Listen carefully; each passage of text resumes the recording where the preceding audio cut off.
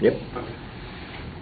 Good evening, everyone, again. I am going to be talking about some points that Ramil and Kelly have actually just mentioned.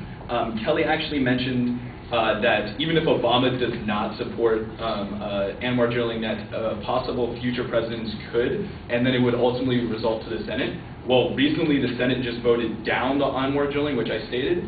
So even if the president did want it, if the Senate didn't want it, it wouldn't matter in the end anyways. Also, they brought up that there's a 95% chance that there is an ultimate super oil reserve. That's the high-end estimate according to the Energy Department, and that's still just odds. No matter what, we won't know how much oil is in there until we drill, and that's still a risk no matter what.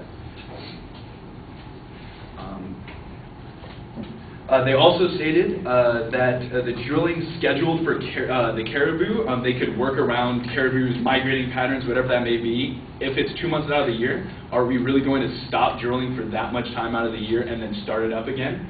Which could also push back drilling even further and cause even more time, which Kelly actually mentioned on and said it's unrealistic to predict 10 years, but she never gave an actual estimate.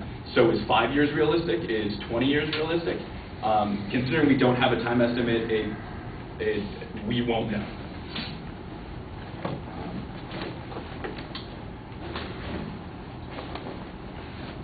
Also, Kelly did mention that we might have to tap the oil at some point or another, and if we did and we were going to tap the oil, tapping this oil now would be equivalent of a 40-year-old tapping into his 401k account to pay down a mounting credit card debt.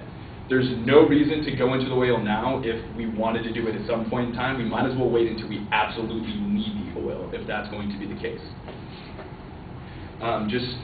Just to final and conclude our arguments here, we feel that drilling in Anwr is not necessary, not sufficient, and won't meet any advantages, and we should not allow drilling in the Arctic National Wildlife Refuge to